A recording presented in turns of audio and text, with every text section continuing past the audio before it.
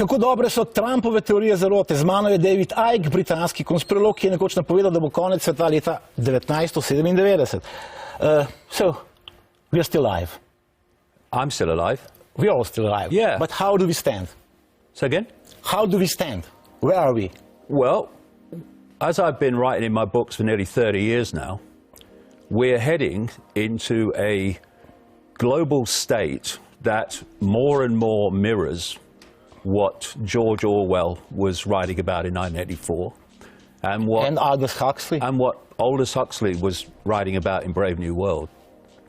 And it's becoming more and more obvious as our freedoms are taken away, as our ability to have freedom of expression is taken away, as we've seen with this latest WikiLeaks batch of leaked files.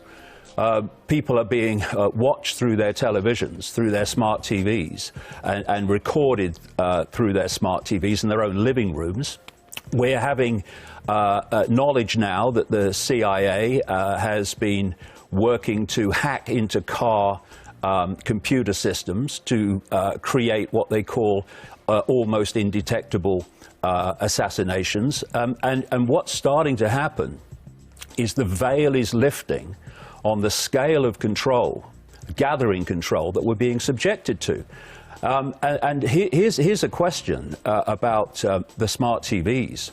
Why on earth are Samsung, for instance, putting microphones and cameras into televisions? Why are we moving now into a direction of driverless cars, which make no mistake, will be compulsory eventually, that's the idea, which can be controlled through their computer system even more effectively than the computer systems in cars now? Why do we need driverless cars? Why do we have cameras and microphones in televisions?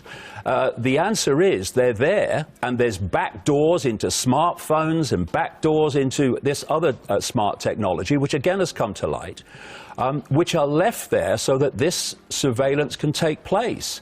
And what I've found on this world speaking tour since last summer, 2016, going to Australia and America and all around Europe, is more and more people, more than I've ever seen before, are starting to lift their eyes up from the game show and the sport and say, hold on a minute, what's going on?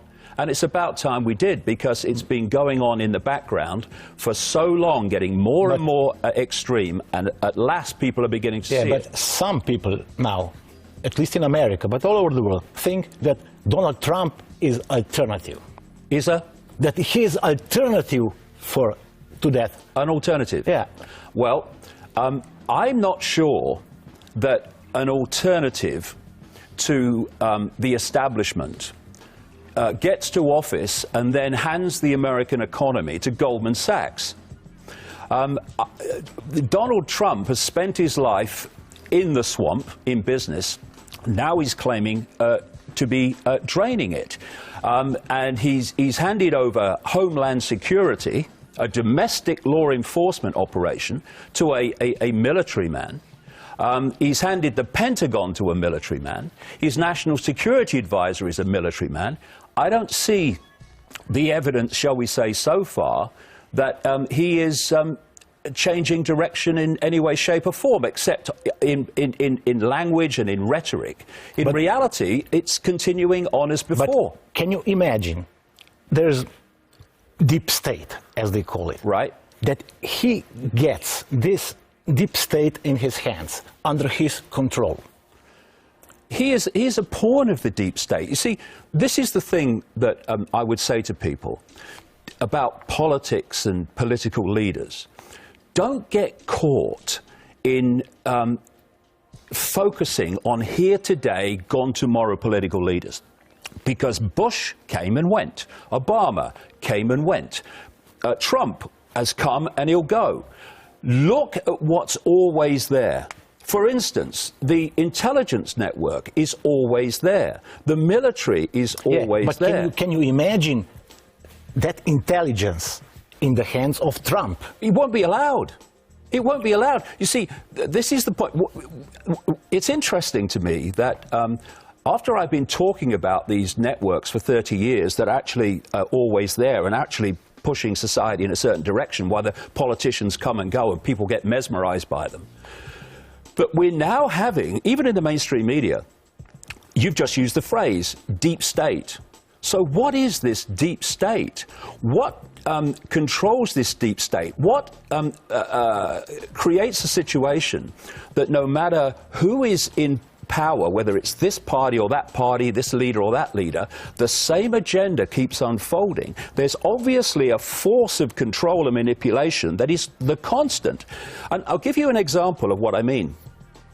In the year 2000, an organization in America called the Project for the New American Century, made up of people like Dick Cheney, Donald Rumsfeld, Dov Zakheim, who became the comptroller of the Pentagon, Paul Wolfowitz and others, called neocons. They produced a document in September 2000 calling for the next American administration to embark on multiple theater wars to regime change in a list of countries. Those countries included Iraq, Iran, Libya, Syria, and others. This group of people that produced that document then came to power with Bush in January 2001.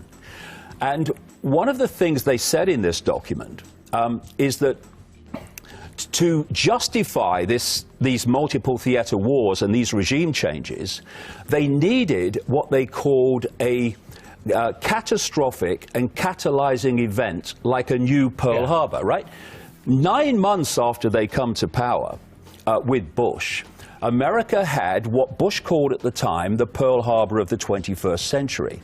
As a result of that, they started picking off these countries on the list. Now, here's the point. They went into Iraq on a lie under Bush and under Blair. Then Obama came in and the British Prime Minister David Cameron, but instead of changing direction, they continued to pick off the list. So Obama and NATO and Cameron went for Libya. Then they moved on this proxy war to Syria to try to get rid of Assad. These are all the countries on that original list. So what I'm saying is, no matter what politicians come to power, whoever it is, Trump, Republican, Democrat, this same agenda goes on unfolding. And my question has been all these 30 years, who is controlling that? And that's the question we need to answer. But here, how come conspiracy theorists and conspiracy sites honor and cheer Trump? Isn't he exactly the kind of guy they were constantly warning us against? Well, I completely agree with you. I mean, I've been in this alternative media before there was an alternative media. And I've seen people come along and start to investigate how this hidden state works. And they're pointing out, quite rightly, through the years, that it doesn't matter who you vote for, the same force is in power. And then Trump comes along, and suddenly these American, particularly, but not only American, alternative sites jump on Trump as like a messiah, like some kind like of deity. their pope, their conspiracy theorist in chief. It's crazy because Trump is just another polarity in this illusory game that keeps our attention from seeing the constant force that's going through the presidencies and through the parties. So I've been very disappointed, I have to say, with many major you might call them conspiracy websites, alternative websites in America that have dropped their principles and gone for Trump. I think it's crazy. And they'll eventually have to see the error of their ways. Okay. Thank you very much. Tako, zdaj veste, vi pa vidimo ponedeljek, ista ura, isti kanal, v živo. Zadnjo besedo pa ima recepcija. Thanks, mate.